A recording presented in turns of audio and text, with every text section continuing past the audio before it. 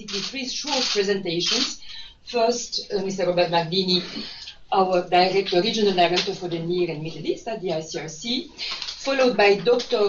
Gabriel Salazar Arbeláez, who will be on Skype from Jerusalem. He leads our health response in Israel and the occupied territories. He will give details about the medical needs in Gaza and about the ICRC response in the coming months. And finally, also on Skype from Gaza City, Ghislain de Fuon, who is our head of sub-delegation there, and who will give wider insights into the humanitarian situation in the street. And after that, we will open the floor for questions. So kindly, the people who are online, kindly mute your mics until the time to ask questions or to speak comes. Thank you. Thank you, Yolanda. I'm sorry for being late. I had a small health crisis at home with my daughter having 40 degrees when I organized the support. So really thank you for being here and for your interest in the unfolding health crisis in Gaza. The recent demonstrations and violence that took place along the Gaza border since end of March, and I'm sure you have been following this very thoroughly, have triggered a health crisis of unprecedented magnitude in this part of the world. In a few days of demonstrations and over a period of 7 weeks, we have exceeded the wounded caseload of the August 2014 war that took place also in Gaza. And of course, this did not happen in a vacuum, nor in a normal situation. We all know the prevailing difficult situation in Gaza, and this epic health crisis took place against the backdrop of a multiple protracted chronic crisis affecting all sectors of life in Gaza, mainly as a result of the political stalemate that prevails also. So we have a long list of problems, health systems at the brink of collapse, chronic shortages of drugs and vital equipment. Ghislain and my colleagues Ghislain and Gabriel will explain more on this. A suffocating economy, high unemployment rates, reaching 66% of youth unemployment in a very tiny strip of land, 360 square kilometers, with 2 million people living there. Limited electricity supply, only 4 hours a day of electricity, of course, affecting all essential services provided in Gaza and the economy. Water and sanitation systems clearly not coping. We have 20 million raw sewage being discharged on a daily basis in the sea, and the list goes on and on. I think if we want the short version of this, I think everything in the Gaza Strip is at the brink of collapse, including hope of people. And I think the vast majority of people today in Gaza have reached a stage whereby they feel they have nothing much to lose. So now we are left with a huge patient caseload and a long road to recovery. Since protests and violence flared end of March, more than 13,000 Palestinians have been wounded, including more than 3,600 by live ammunition, some multiple times, for an estimated total of nearly 5,400 limb injuries. We're sending now 2 surgical teams, additional medical specialists, and loads of supply to reinforce the medical facilities that are clearly struggling to cope. Our priority is clearly now to help gunshot wound victims. Imagine some 1,350 people with complex cases will need 3 to 5 operations each, so per patient. A total of more than 4,000 surgeries, half of which will be carried out by the ICRC teams. I think such a caseload would overwhelm any health system in the world, including in Geneva. We're confident that this 6 months time-bound boost in assistance will help Gaza's fragile health system cope with the current crisis and respond to long-term needs. We are not only addressing the surgeries per se, but also psychosocial support and physical rehabilitation services. Our initiative, which also include the opening of a 50-bed surgical unit, is part of a $5.3 million budget extension for our operations in Israel and Palestine. The ICRC surgical team and medical experts will be based in a wing of Al-Shifa Hospital, the largest hospital in Gaza. Other hospitals in Gaza and the Palestine Red Crescent Society will, of course, also benefit from this important support that we are providing. And by the way, that we have started to provide out of the 5.3 million that we have mobilized our donors to support us, more than half of it was already spent during the crisis. I will stop here and now maybe give the floor to my colleague Gabriel, Dr. Gabriel, who is leading our health response in Gaza. Gabriel, good morning, and the floor is yours. Ladies and gentlemen, good morning. Bonjour, muy buenos días. I'm Dr. Gabriel Salazar, the ICRC Health Coordinator in ILT. I just want to reinforce the message coming from Robert concerning the magnitude of the challenge that the public health sector is confronted today. When we are talking more than 13,000 injured persons, and we consider that almost 7,600 have been injured with penetrated injuries, and among them, more than 70% have been injured in limbs, and we consider that around 4,400 patients have been injured in lower limbs. From the medical perspective, those are complicated cases because they need, as Robert said, more than 3-5 surgical procedures, and it's a long period of recovery because it's not only the orthopedic surgeries, but as well the plastic surgery and the physiotherapy required. So those patients may require months or if not years to be recovery. So if we consider that among these case loads, at least of 25% of those are very complicated cases, we're talking more than 1,300 patients that we need, as Robert said, more than 4,000 surgical procedures. So actually, we are definitely now dealing with a patient which suffer from severe injuries, with many in lower limbs. Some of the patients have multiple injuries, and they need complex and long surgical management. We have to consider as well that by today, the public health sector in Gaza does not have the capacity to respond to these enormous and complex needs. And directly, we have to consider as well that the management of these complex cases affects the capacity of the health system to cope with the normal medical situations, such as a C-section. Many of what we call elective surgery has been put on hold, and still the health system has to cope with other cases, such as complications of not communicable disease, heart attacks, cardiovascular disease, diabetes. Now, at this moment and during the last 8 weeks, our first priority has been definitely to save life and save limbs. And we also have to restore function, reconstruct, and provide physical rehabilitation to those patients. So the post-operative, the post-surgical care challenges are enormous and massive today in Gaza. According to the latest data we have got from the health authorities, 32 persons have been already undergone an amputation.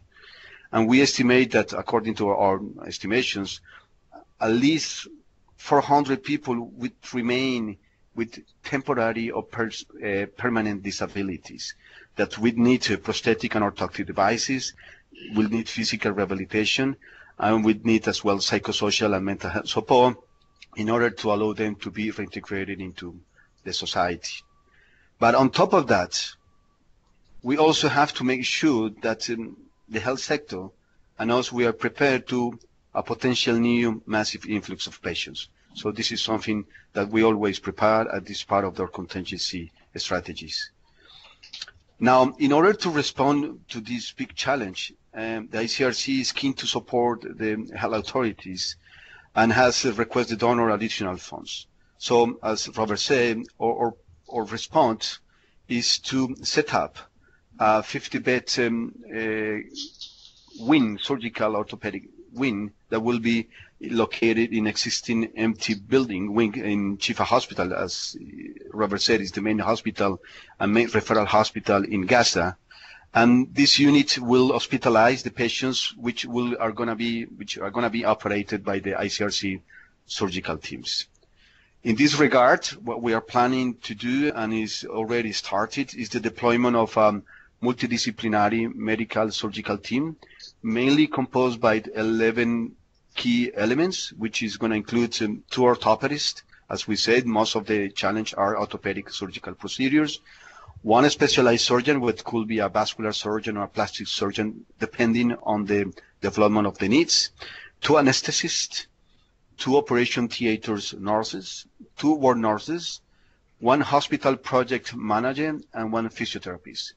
They will work in close collaboration with other ICRC health field officer or local staff, and definitely in close collaboration with the hospital medical personnel, with the Shifa medical personnel. And in order to be able to provide those services, the ICRC will provide a comprehensive surgical and medical care, and will equip this unit, and will ensure the regular supplies of drugs and disposables and equipment required for the management of these patients. This project is planning to be until December 2018.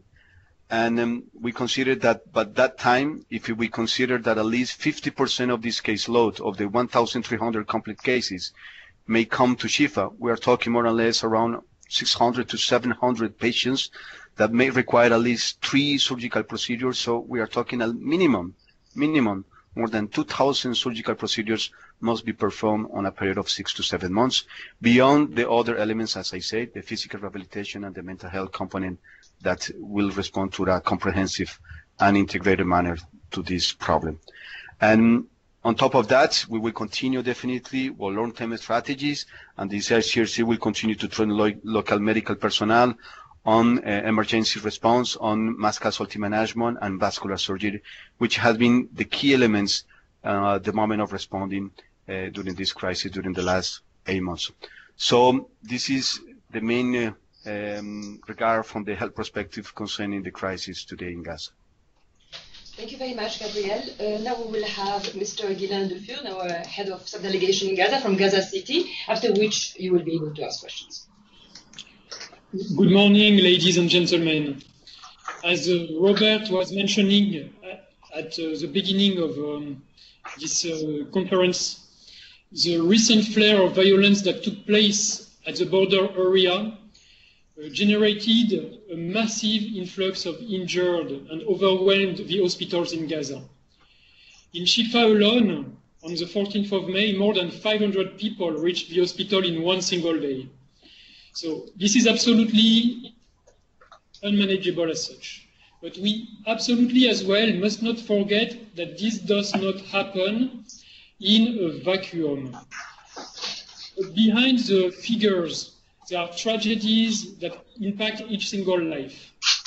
And what we see as well, it is this backdrop of a very strong deterioration of the overall humanitarian situation at all levels in Gaza. The spotlight is taken by, by the massive influx of wounded, but the crisis will remain. Before this health crisis, the health system was already at stake. It was suffering from massive shortages of drugs and disposables. In practice, without our help, many patients during this crisis would have ended up on the dead list. Equipment is lacking. Basic health services are lacking. The health system suffers from salary cuts, resulting partly from internal Palestinian differences. And chronic and severe power shortages affect as well the system. When people are too sick and cannot be treated in Gaza, there are as well high obstacles to their referrals abroad. So there is a high number of wounded of patients with long-term medical needs, which will make it even harder for the health system as such. But behind that, all the additional hidden victims somehow are the other Gazans who need medical care. The other key aspect of this deterioration is, of course, the energy crisis. as Robert was explaining, it affects hospitals. But they rely on a very weak and failing infrastructure grid, providing only 4 hours of electricity per day. Other key vital services like wastewater and water treatment plant do not manage to cope. They don't manage to deal with wastewater, and they don't manage to bring sufficient potable, drinkable water to the population. For the population as such, their daily life is affected on every aspect. One of the worst things, the worst aspects of this degradation is the economic situation. These unemployment rates of 48% overall and of 60% for the youth are particularly worrying when you think that 70% of the population is below 29 years old. So the economy is not coping anymore. Many of the wounded were breadwinners, and their long-term recovery, as well as their possible disabilities, will add burden on the already vulnerable families. All these factors today in Gaza, we need to zoom out here, lead to a crisis of hope. And somehow the events that we witnessed at the border are a materialization of this crisis of hope we have been talking about for a long time. So today, Gaza, not only hospital, is on the verge of a cliff somehow. As for the ICRC, Gabriel explained that one of our main priorities is to deal with the health situation and to cope with the most urgent cases, the severe wounded, but we will keep adapting based on the evolution of the situation. We aim as well to boost some of our activities following the crisis in selected areas. Protection is something essential. We are close to the population affected. We document the cases and we feed our dialogue with both parties based on this documentation, notably with the Israeli military. We want as well to boost our economic actions, to bring relief to the most affected. I am thinking here, for example, of the farmers who saw their fields burn and who will not be able to restart next year or even this year if they don't get support. We will keep as well supporting our key partner, movement partner, the Palestinian Red Crescent Society. Thank you. Thank you very much, Gita. Please, before asking you questions, can you introduce yourself and the media you work for, and also specify to whom you ask the question? Annie? Yeah. Robert, can you tell us, this is a 6-month program. Obviously, your colleagues have explained that the orthopedic, the surgeries and physiotherapy and so forth are going to be, taking quite a while. But in terms of the conflict itself, are you really preparing for sort of at least a medium haul that this will continue to the end of the year, or do you have any indications that there might be some sort of ceasefire? Well, we are also aware of the recent escalation that took place early this week in Gaza, and we are of course reassured that the situation calmed down, because it was an important spike in exchange of fire. And again, I will not speculate now on how this is going to develop moving forward. As ICRC, we maintain our normal stance, so we hope for the best and we have to prepare for the worst. Now we have clearly identified this important increase in our health program to address a critical health crisis. Of course, we still have important programs ongoing in the Gaza Strip and in the West Bank. Israel and the occupied Palestinian territory accounts for one of our largest operations still. So this will continue, and of course we maintain the capacity to adapt as the situation develops, hoping that the collective wisdom will prevail. So please again state your name and media because we're also recording. Bonsoir, c'est Almaïr TV. C'est une grande mobilisation à Gaza. On a vu par le passé qu'il y a des équipes qui travaillent pour le médical qui ont été visées durant les conflits. Est-ce que vous avez eu des contacts d'assurance du côté israélien que vous n'allez pas être visé au cas où?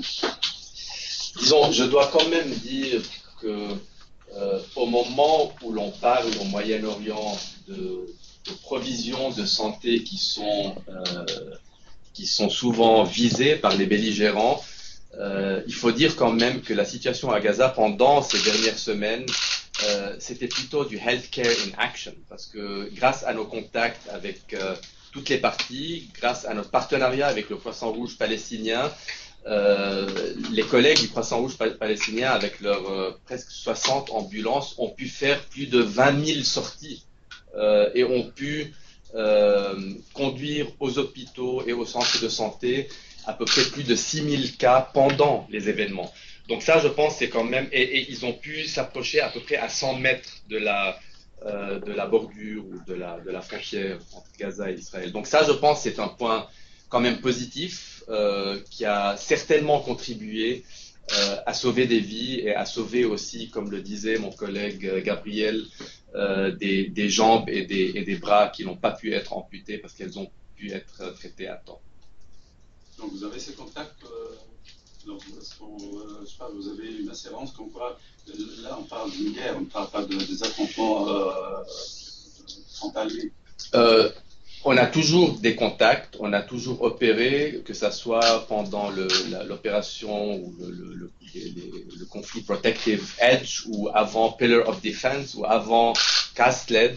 Le CICR est resté présent à Gaza avec ses équipes et a fait la coordination en permanence avec les parties au conflit, donc le Hamas et puis l'armée de défense d'Israël. Et ça nous permet d'opérer pendant le conflit et de sauver des vies et de développer nos programmes. Évidemment, les garanties à 100% n'existent pas en conflit armé parce qu'il y a toujours des bavures qui peuvent se faire d'une part ou d'autre, mais on a des assurances que nous considérons suffisamment solides et crédibles pour nous permettre de rester à Gaza et de poursuivre nos activités humanitaires. André Salmon de la Tribune de Genève. Vous avez dit que voilà, c'était comparable en de crise à ce qui s'était passé en 2014. Est-ce qu'il y a des différences malgré tout du point de vue médical? Disons, c'est comparable d'un point de vue nombre des blessés, pour être précis. Par rapport au nombre des personnes tuées, c'est pas comparable. Parce que là, on parle de à peu près 115 personnes tuées pendant ces épisodes, et puis l'ordre de grandeur était plutôt du millier pendant la guerre de 2014. Je pense, je pense mon collègue Gabriel pourra compléter, mais la nature des blessures est différente, parce que là, c'était des tirs de live ammunition, alors que pendant la guerre de 2014, c'était principalement des blessures d'éclats d'obus et de roquettes. Donc c'est des natures un peu différentes, et ça explique là le nombre assez alarmant de personnes blessées et le nombre de blessures graves par personne blessée. Donc là, on parle en moyenne de 3 à 5 blessures graves qui vont nécessiter des interventions chirurgicales pendant les 6 prochains mois, et de la rééducation et probablement de la chirurgie reconstructive. I don't know, Gabriel, if you want to add on this. Yes, as Robert said, in 2014, we have around more than 11,000 persons injured during the period of time between 51 to 52 days. Now, if we consider during the last 8 weeks, most of the injured person has been happening during the Fridays. So it's in question of 8 to 9 days, we almost reach 13,000. So if we compare, I have had a look retrospectively on the figures on 2014. We had an average between 250 to 300 injured persons. At this time, if we consider per day, which has been mainly on Fridays, but more or less 10 days of confrontations, we consider more or less between 600 to 700 at least person injury per day. Now, on top of that, as Robert said, the kind of injuries have been different, and as well the part of the body which had been mainly affected. As I said, 70% of the injured person had been injured on limbs, and mainly around 60% on lower limbs. That medically speaking, probably the management of lower limb injuries are more complicated because it takes more time than other injuries at the level of, for example, of abdomen or thorax that probably have less time required at the hospital. And that's what we said. I mean, an injury limb may require 3 to 5 surgical procedures, which includes save the life, which is vascular surgery, save the limb, which is restore the mobility, restore the tissue lost, put devices such as external fixation devices, then do reconstructive surgery, then do plastic surgery, and then start the rehabilitation and physical rehabilitation process. So our patients will stay longer in hospitals, and this is a huge burden on a public health system which already has limited bed capacity. This has been one of the main justifications for us to set up at least 50 bed wing in order to enlarge the capacity of the hospital to cope with all those patients which were forced to leave the hospital, were forcibly discharged. Most of the patients were forcibly discharged on Wednesday, Thursdays before of Fridays, because the hospital, they knew that they need to have beds available for the new cases coming. So we're talking more than 1,000 patients who have been discharged from hospital, which are actually at the community and need to be retrieved, need to be reassessed, and need to be properly and comprehensively access to medical care. And this is one of the main justification of this project. Thank you. More questions in the room? Yes, I have one more question. You mentioned that you expect a potential new influx of patients. Is that because of what you just said, or is it because the health system was in crisis anyway before, and suddenly there's more doctors around, more drugs around, more possibilities to be treated, or other problems that don't have. I mean, what I know and what my colleague told me is during the emergency itself, some patients had to be discharged from hospital to leave the room for new influxes of patients. So yes, it is a system that is totally overwhelmed. And I don't know, Gabriel, if you want to give more precisions on this. Yeah, sure. So as we said, I mean, during the last months, if just give you some figures, during the last year, the public health system in Gaza and the hospitals had almost 40% of the essential drugs and more than 20 to 25% of the disposables serious stock. So that means that the main resources required for the management of health problems in the health system were lacking.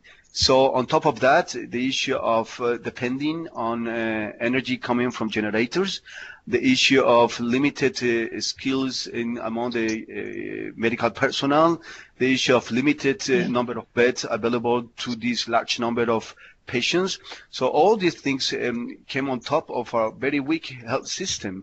And I think that, as my colleague Gillian said, only on the date of the 14th, more than 500, 600 patients arrive in question of few hours in a Shifa hospital. So any hospital in the world will be completely overwhelmed. So this is definitely one of the reasons why we would like to come and support the health system, is to be able to take care of those cases and to avoid that they are going to have complications or they're going to be permanently or temporarily disabled, and the huge burden that goes in among the society. So definitely it's a very weak, highly dependent health system that needs the support at different levels from the international community. Nina Larson, AFP. I was wondering on the lack of drugs or medicines that have been available up until now, what kind of, you have an arrangement, I guess, that will allow you to bring in what's needed for the additional work being done now? Well, when it comes to our own supplies, this is not a major challenge. You are able to import them into Gaza. But I mean, our own supplies are only a fraction of what the Strip needs in terms of medical supplies. I remember in September, I visited the Strip with the ICRC president, and even at that time, we were really shocked to see that the level of medical supplies in each and every health facility across the Strip was below 30% of what it should have been. So already there, in a place where you never know when an emergency can start or erupt, one cannot afford having such low levels of medical supplies. And this chronic problem unfortunately persisted, and it's a combination of problems because of the political dynamics playing out in and around Gaza. So it's this needs definitely to be improved in the coming weeks and days. Isabelle Sacco pour l'agence de presse espagnole, en fait. Je voudrais, en fait, en termes d'évacuation des blessés, est-ce que vous avez pu arranger des évacuations urgentes, ou est-ce qu'il y a des évacuations qui sont prévues, des cas vraiment qui ont besoin d'être traités de façon urgente et qui non. On ne peut pas traiter à l'intérieur du territoire. Ça, c'est ma première question. Et quels sont les contacts et puis quelles sont les réactions des autorités israéliennes par rapport à ça. Et puis deuxièmement, si par rapport à les 2000 opérations chirurgicales que vous avez besoin de faire pendant les 6 prochains mois, est-ce que vos équipes, vous comptez de faire vous-même toutes ces opérations, ou est-ce que vous êtes capable de couvrir tous ces besoins, ou est-ce que vous comptez sur d'autres sources médicales pour accomplir ces tâches? Par rapport à la première question, évidemment, ce que vous mentionnez fait partie des défis du système de santé à Gaza, parce que tout le monde sait que c'est très difficile de référer des cas graves à l'extérieur de Gaza en ce moment et puis de manière générale. Donc ça, c'est clairement aussi un défi. Maintenant, ce sera nos spécialistes et les médecins de Gaza qui vont faire le triage des cas et puis voir quels sont les cas qui peuvent être traités à Gaza et quels sont les cas qui nécessiteraient d'être référés à l'extérieur. De manière générale, notre politique et notre expérience montrent que le plus on a la capacité, les compétences, les expertises à Gaza, le mieux c'est, parce qu'on sait que quelques cas que ce soit, le sortir de Gaza, je peux faire un parallèle aussi avec le Yémen, c'est toujours très très compliqué. Des questions administratives, de visa, voilà, pour toute une série de choses. Maintenant, je peux pas donner des chiffres parce que ce sera en fonction de ce que mes collègues vont pouvoir constater eux-mêmes sur un plan purement médical.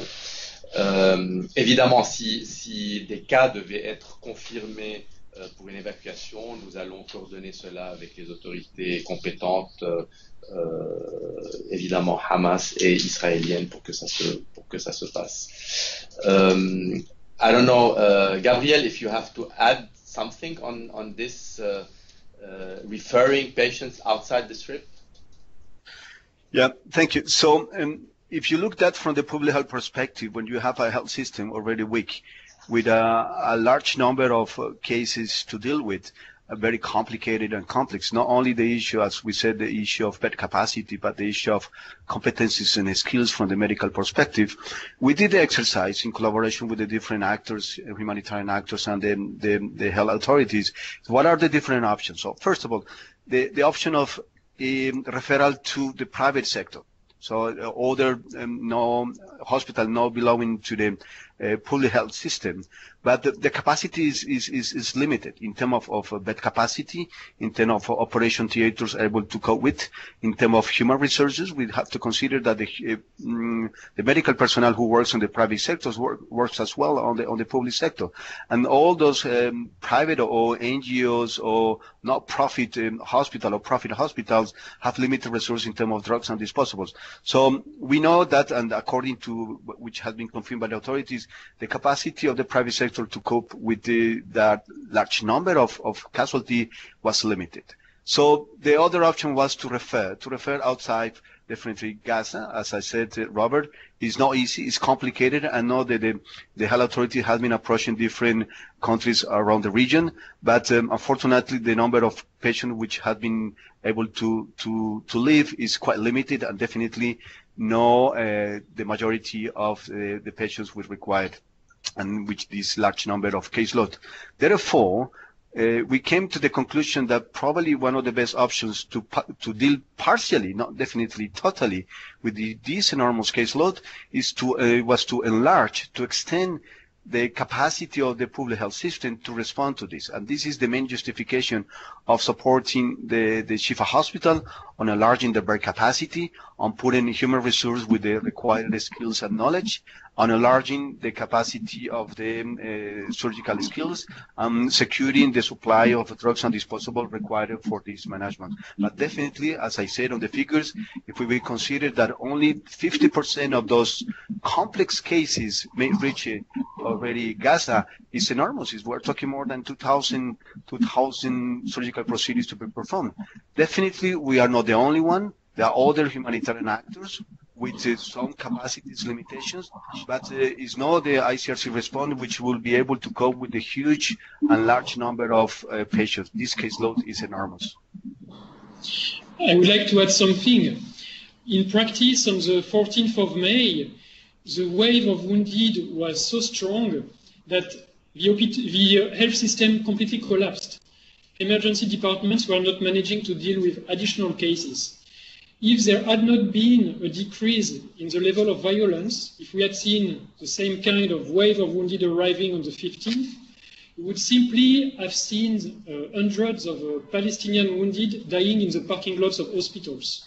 So we are, let's say, rather lucky that there was no such additional wave, but the health system could not cope without massive number of referrals if there is a new wave of that magnitude. Thank you. Do we have more questions? Nina, yes? I was just wondering, you're talking about this massive, is it also, it's not just a health system crisis, it's a general health crisis for Gaza. Could you say something about the situation, the health condition that people are in who are not getting the care that they want because of the long-term problems? Sure, I think, Gaza, the whole Gaza is a sinking ship. If you look at all parameters and all that is needed to maintain a population in good shape. So whatever angle you take of the problem, it is a wicked problem. It is systems are at the brink of collapse. You have no electricity. You have a suffocating economy. You have unemployment rates skyrocketing. You have water systems not able to cope with the increased demand. You have sanitation systems not able to treat the sewage, and therefore raw sewage is discharged into the sea. And you have people lacking basically any perspective. They don't have anything to look forward to, which makes it even more difficult for people there is this growing sense of people locked in a portion of land where leaving is becoming close to impossible because of the restrictions that we all know about. So this is why it is we raise the alarm, and this crisis underscores multiple other crises playing out in Gaza and being below the radar of international attention, which makes it extremely difficult for the people. I don't know, Gila, you have certainly loads more to say about that since you are living there with your team. Well, you know, this is really the materialization of a crisis of hope. You started, Robert, by saying that this does not happen in a vacuum. That's true.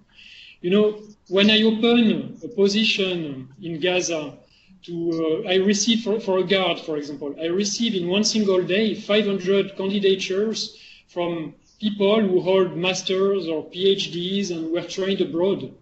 So there is a complete lack of hope for the population, there is a complete lack of hope for the youth in particular.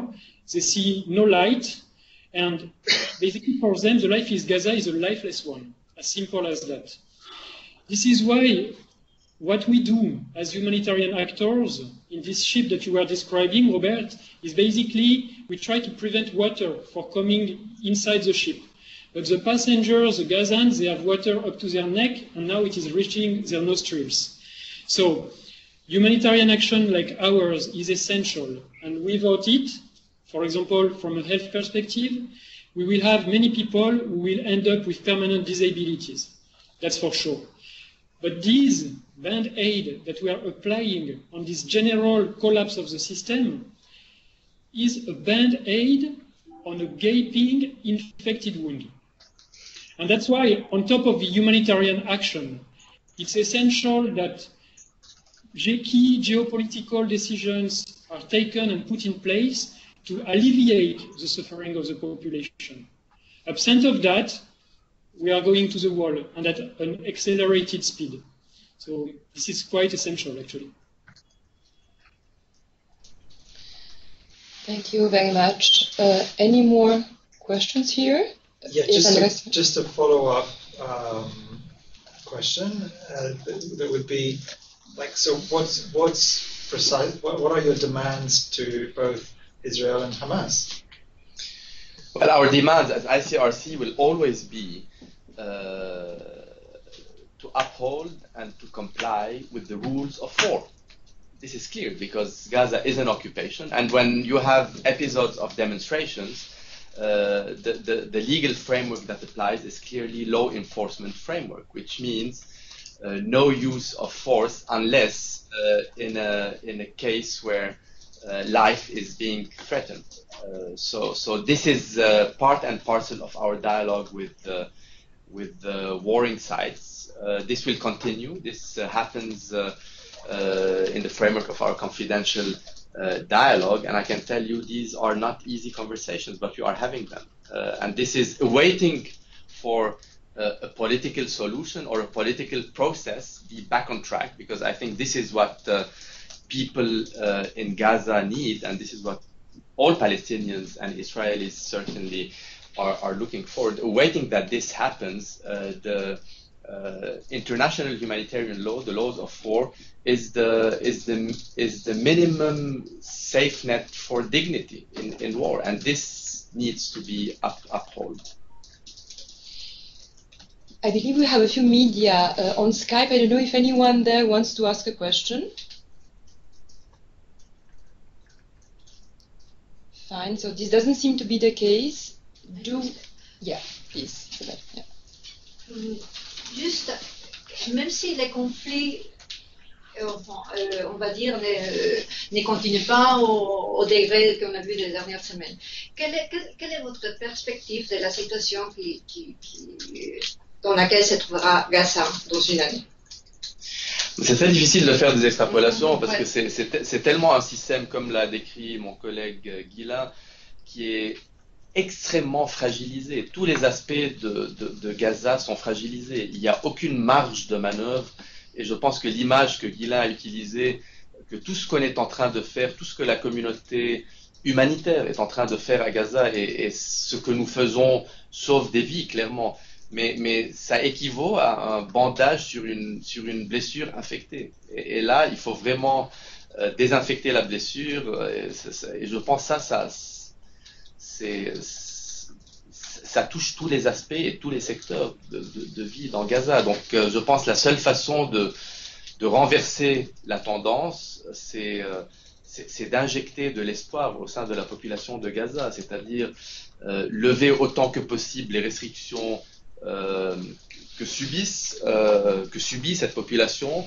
C'est améliorer les systèmes essentiels pour la survie de la population, l'eau potable, l'assainissement, le système de santé, et puis aussi injecter un capital de confiance qui va faire que cette économie puisse un peu redémarrer, puisque l'économie est aussi en chute libre. Donc il faut agir sur différents leviers pour maintenir le patient dans un état acceptable, sinon ça va aller de détérioration en détérioration. Mais excuse-moi, mais le capital de confiance, c'est quoi? C'est le financement? C'est le financement d'un processus politique? Il y a un processus de fait. Quel est le capital de confiance? Je pense que l'urgence maintenant, c'est d'assurer que ces services essentiels fonctionnent. Ça inclut aussi l'électricité. Je pense aujourd'hui, si du jour au lendemain, les gens de Gaza avaient le double ou le triple d'électricité qu'ils ont actuellement, ce serait quelque chose de très concret et de très tangible, qui va les aider un peu. Ça ne va pas résoudre toute leur situation, mais la seule façon de restaurer la confiance et l'espoir, c'est un processus politique où les gens qui ont des PhD et qui ont investi tant d'années dans leur éducation puissent avoir des perspectives futures. Aujourd'hui, il faut du leadership politique. Aujourd'hui, malheureusement, on a du mal à le voir en tant qu'organisation humanitaire. Si je peux me permettre d'ajouter quelque chose à ce titre, ce qu'il faut bien comprendre, c'est que cette économie en soi est en chute libre parce qu'elle n'a pas de capacité de production de valeur. En raison des restrictions de mouvement de personnes et de biens, l'économie ne peut tout simplement pas exporter et produire quelque chose de significatif. Donc, à ce niveau-là, il est absolument essentiel de voir en fait une amélioration de la situation, parce que c'est ce qui peut, en soi, c'est un des facteurs clés qui peut aider à relever la bande de Gaza, au moins temporairement et de manière un petit peu substantielle.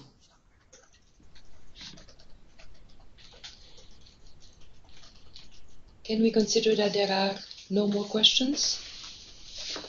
Then thank you so much for coming, and thank you so much, Gabrielle and Gina, for being here with us today and answering the questions. So I think here, that's it. Thank you very much.